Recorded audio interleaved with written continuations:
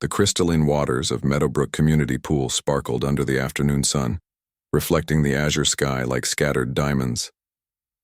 Maya Chen adjusted her goggles and took a deep breath, savoring the chlorinated air that meant freedom, exercise, and pure joy. At 26, she had earned her place as the regional swimming champion 3 years running, but today wasn't about competition. It was about peace. The pool stretched before her, nearly empty except for a few elderly swimmers doing their gentle laps in the shallow end. Maya had specifically chosen this time, knowing the afternoon lull would give her the solitude she craved after a grueling week at the law firm where she worked as a junior associate. The water beckoned, promising the meditative rhythm that only swimming could provide. She dove in with practiced grace, her body cutting through the water like a knife through silk. The familiar embrace of cool liquid surrounded her, muffling the outside world and leaving only the steady rhythm of her strokes. Lap after lap, she found her zone, that magical place where mind and body moved in perfect harmony, where the stresses of depositions and case briefs dissolved into nothing but motion and breath.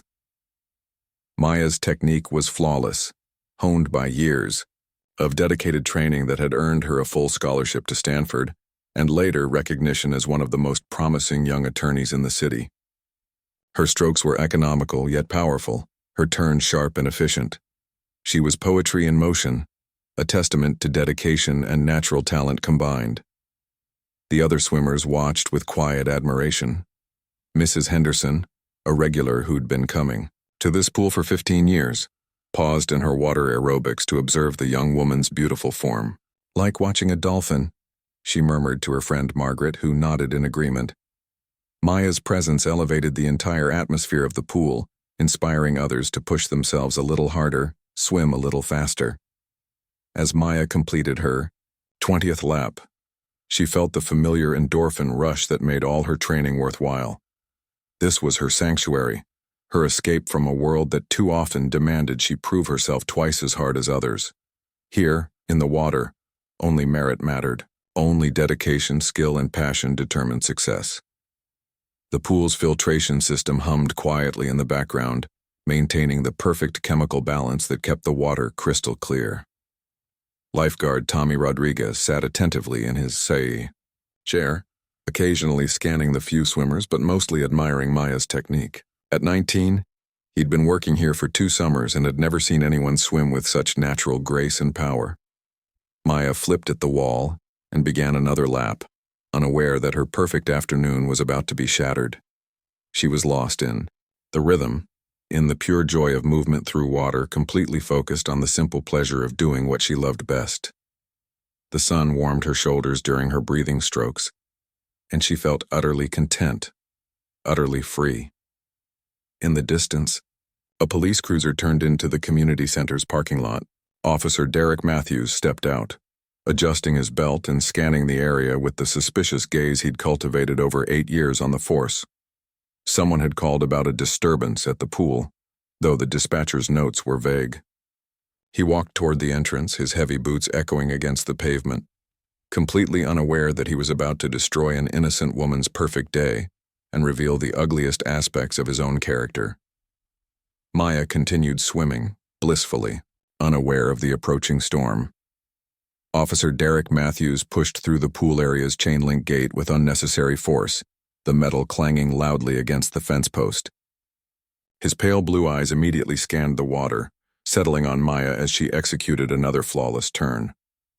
His jaw tightened as he observed her smooth, powerful strokes, and something dark flickered across his weathered face. "You there?" Matthews barked, his voice carrying across the water with the authority of someone accustomed to immediate compliance. "Get out of that pool right now." Maya's rhythm faltered. She stopped mid-stroke, treading water as she looked around in confusion. The few other swimmers had paused their activities, sensing the sudden tension that crackled through the air like electricity before a storm. Mrs. Henderson clutched her foam noodle tighter, her eyes wide with concern. "Excuse me," Maya called, back pushing her goggles up onto her forehead. Water droplets clung to her dark hair and her breathing was still elevated from her workout. "Is there a problem, officer?" Matthews stepped closer to the pool's edge, his hand resting casually on his belt near his radio. "I said get out now. Don't make me repeat myself again." His tone carried an unmistakable threat, and his eyes held a cold hostility that made Maya's stomach clench with familiar dread. Tommy Rodriguez shifted uncomfortably in his lifeguard chair. In 2 years of working here, he'd never witnessed anything like this. The pool was operating normally, all swimmers had paid their fees, and there were no safety violations. He started to speak up but caught himself, uncertainty freezing his words. Maya swam slowly toward the pool's edge, her mind racing. She had done nothing wrong, had paid her membership fees, followed all posted rules, and had been swimming here regularly for over a year. "Officer, I have every right to be here. I'm a member of this facility, and I haven't violated any—" "Don't you sass me, girl," Matthews interrupted, his voice rising. "I got a call about someone causing trouble, and here you are, disrupting the peace of this community pool." He stepped even closer, his shadow falling across the water where Maya floated. The lie hung in the air like a poison cloud. Mrs. Henderson exchanged horrified glances with Margaret. There had been no disturbance, no trouble of any kind. The pool had been tranquil until the officer's arrival. Several other swimmers began moving toward the pool's exit, uncomfortable with the escalating situation but unwilling to intervene. Maya felt her heart pounding as she recognized the all-too-familiar pattern. She had experienced variations of this scene throughout her life. The assumption of wrongdoing, the aggressive tone, the immediate escalation to authority and threats. Her legal training kicked in, providing a framework for navigating this dangerous situation. "Sir, I believe there's been a misunderstanding," she said calmly, despite the fear coursing through her veins. "I've been swimming laps peacefully. You can ask the lifeguard or any of the other swimmers here. There's been no disturbance." Matthews's face flushed red. "Are you calling me a liar? I don't need to ask anybody anything. When I tell you to get out, you get out. This isn't your neighborhood and you don't belong here." The racist subtext wasn't even hidden anymore. Maya felt the familiar combination of rage and helplessness that came with being targeted for existing while different. She glanced around, hoping for support from the other swimmers, but most had already left or were pretending not to notice the confrontation. Tommy finally found his voice. "Officer, there really hasn't been any problem. She's been swimming here regularly, and she's never—" "Nobody asked you, kid," Matthews snapped, his attention briefly shifting to the young lifeguard. "Mind your own business unless you want to be written up for interfering with police business." Maya realized she was trapped in an impossible situation. Comply and validate his abuse of power, or resist and risk escalation to something far more dangerous. She thought of all the news stories, all the tragedies that had started with exactly this kind of confrontation. Her law degree felt meaningless in the face of such raw prejudice and unchecked authority. The afternoon sun continued to shine, but the beautiful day had transformed into something ugly and threatening, poisoned by one man's hatred and the silence of those who witnessed it. Maya's mind raced through her legal training as she remained in the water, acutely aware that every word and action could escalate this dangerous situation. Officer Matthews stood over her like a predator, his hand now resting more obviously on his service weapon. The gesture wasn't lost on anyone present. "I'm going to ask you one more time to identify yourself and explain why you're here," Maya said, her voice steady despite her racing heart. Years of courtroom experience had taught her to project calm authority, even when facing hostile opposition. "As a citizen, I have the right to know why I'm being questioned when I've committed no crime." Matthews's face contorted with rage. "You think you're smart, don't you? Coming in here with your fancy talk, thinking you can intimidate me?" He keyed his radio. "This is Unit 47. I need backup at Meadowbrook Community Pool. I've got a suspicious individual refusing to comply with lawful orders." The radio crackled to life. "Unit 47, what's the nature of the disturbance?" Maya felt a chill that had nothing to do with the water. She knew how these situations could spiral out of control, how backup officers often arrived assuming their colleague was in the right, ready to escalate rather than de-escalate. Mrs. Henderson, who had been watching the confrontation with growing horror, finally found her courage. "Officer, This young lady has been swimming here peacefully. There's been no disturbance whatsoever. She's one of our most respectful members." Matthews whirled around to face the elderly woman. "Ma'am, I'm going to need you to step back and let me handle this situation. Your interference isn't helping anyone." But Mrs. Henderson had lived through the civil rights era, had seen too much injustice to remain silent now. "I've been coming to this pool for 15 years, young man, and I know trouble when I see it. The only disturbance here is the one you're creating." Tommy Rodriguez climbed down from his lifeguard chair, his movements deliberate and measured. At 19 he was scared, but he couldn't stand by and watch this injustice unfold. "Officer Matthews, I can confirm everything Mrs. Henderson said. Maya Chen is a regular member here. She's never caused any problems. She's actually one of our most skilled swimmers." The use of Maya's name seemed to surprise Matthews, humanizing her in a way that clearly made him uncomfortable. His racial profiling had been based on assumptions and stereotypes, not actual knowledge of who she was or what she represented. Maya seized the moment.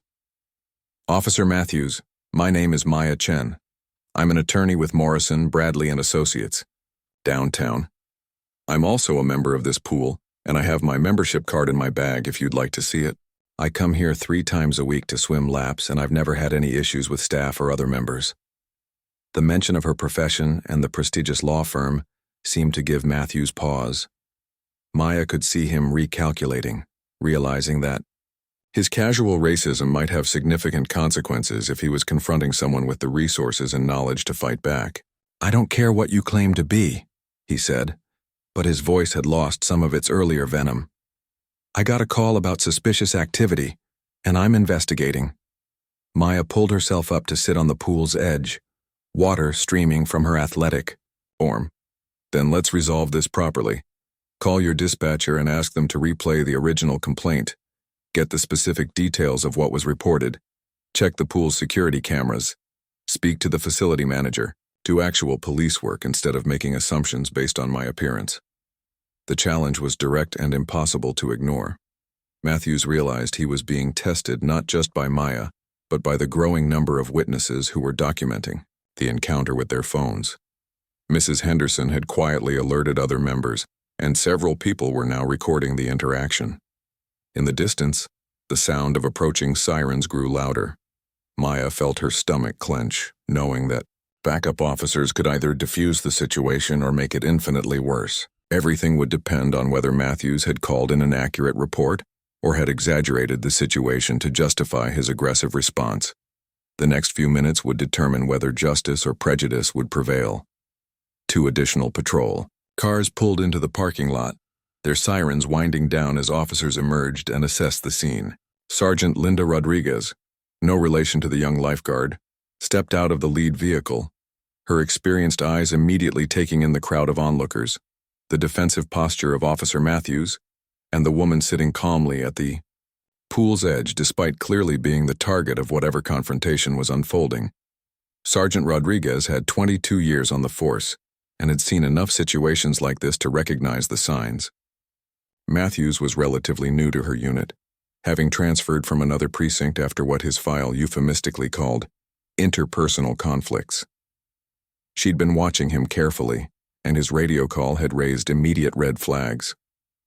"Matthews, what's the situation here?" she asked, her tone professional but carrying an undertone that suggested she expected a thorough and accurate explanation.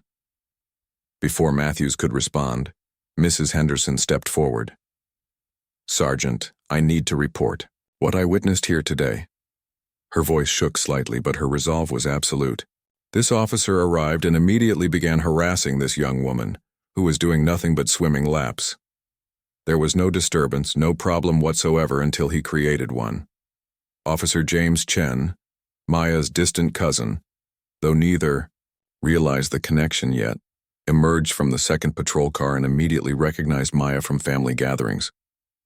His face remained professionally neutral, but Maya caught the slight nod of recognition and felt a flicker of hope. Tommy Rodriguez approached Sergeant Rodriguez with his phone in hand. "Ma'am, I recorded part of the interaction. I can show you exactly what happened."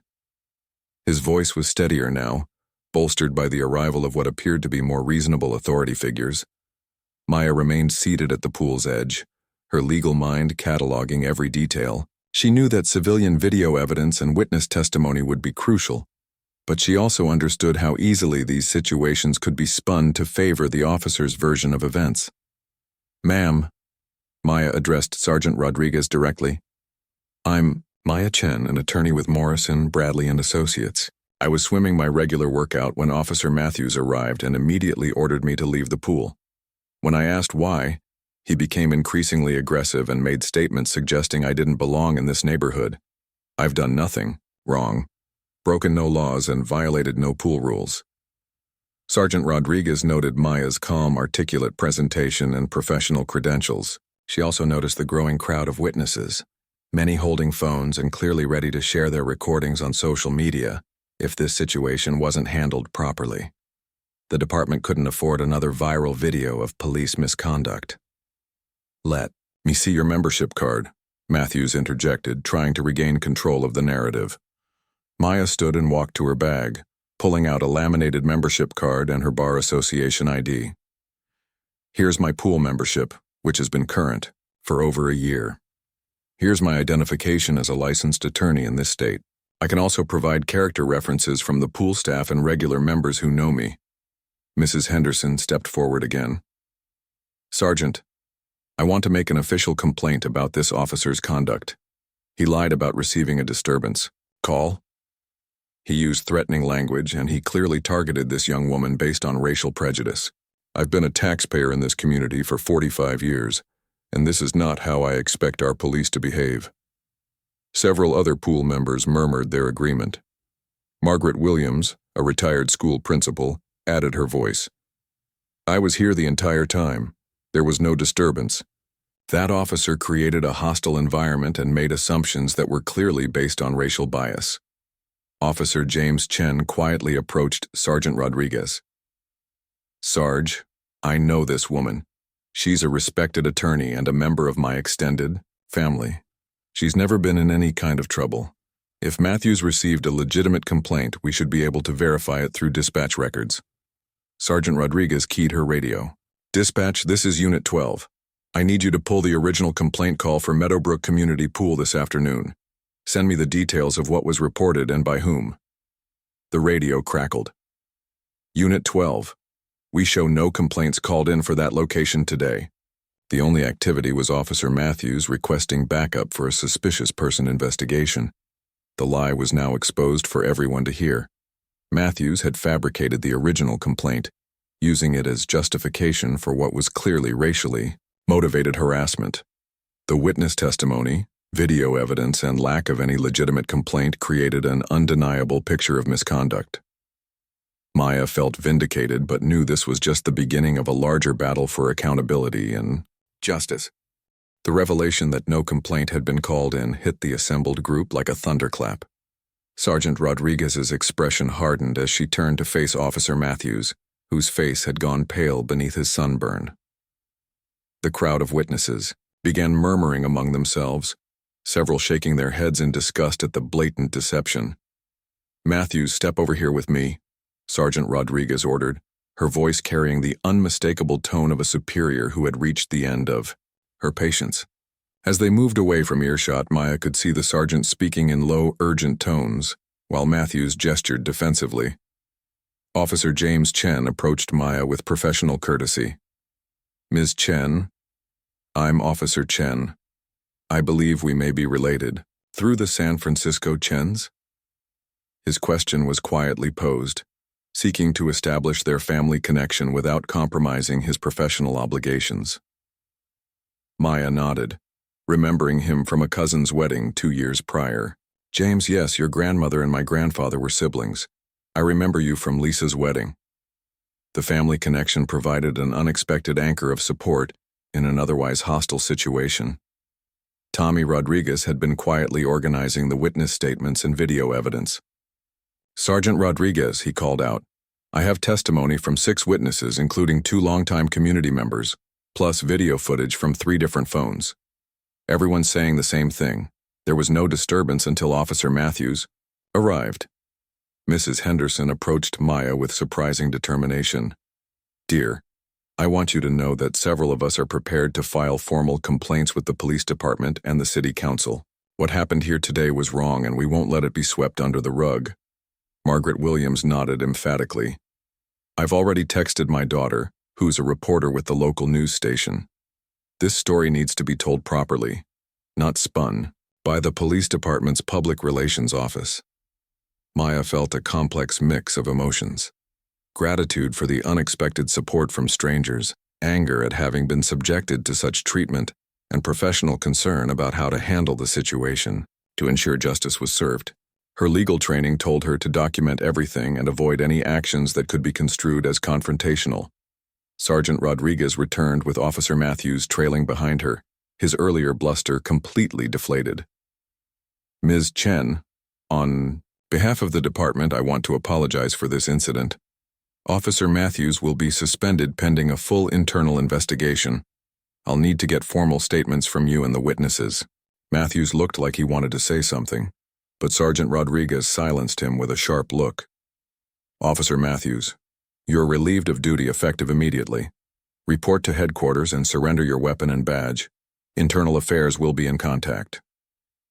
The crowd watched as Matthews walked away, his shoulders slumped in defeat. Maya felt no satisfaction in his humiliation, only sadness that such encounters were still necessary in modern America. She had won this battle, but she knew countless others faced similar situations without the resources, witnesses, or fortunate circumstances that had protected her. "Sergeant Rodriguez," Maya said, pulling out one of her business cards. "I'll be filing a formal complaint through proper channels. I also want to commend Officer Chen and the lifeguard, Tommy Rodriguez, for their professionalism throughout this incident." As the crowd began to disperse, several people approached Maya to offer their contact information and express their support. Mrs. Henderson pressed a folded piece of paper into Maya's hand. "This has my phone number and email. If you need character, witnesses, or support, you call me immediately."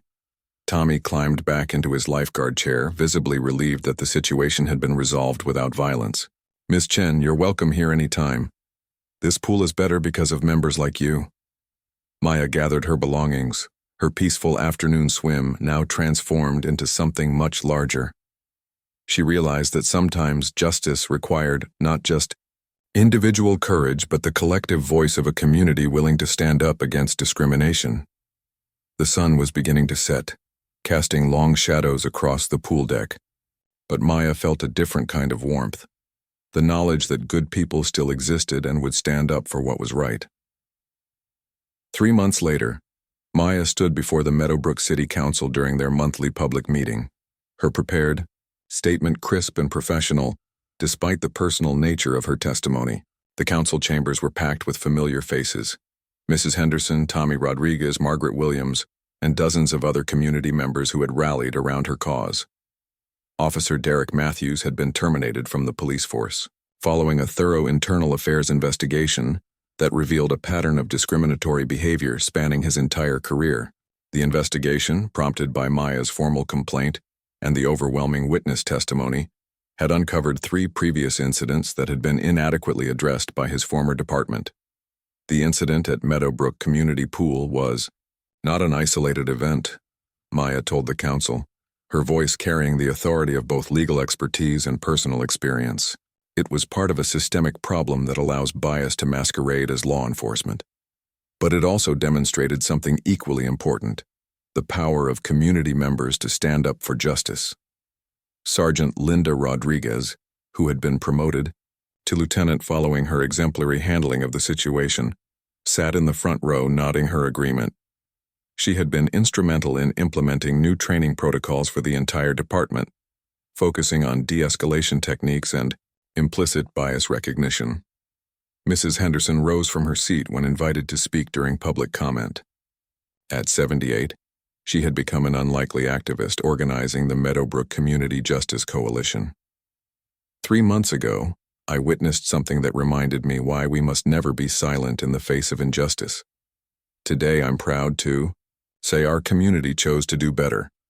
The council voted unanimously to establish the Maya Chen Community Justice Fund, providing legal assistance to residents who faced discrimination but lacked the resources to fight back. Maya had initially protested having her name attached to the fund, but the community had insisted, recognizing her courage in standing up against a system designed to intimidate victims into silence. Tommy Rodriguez, now promoted to head lifeguard, and pursuing a degree in criminal justice, addressed the council about the pool's new Inclusive Excellence program. We've implemented training for all staff on recognizing and addressing discrimination.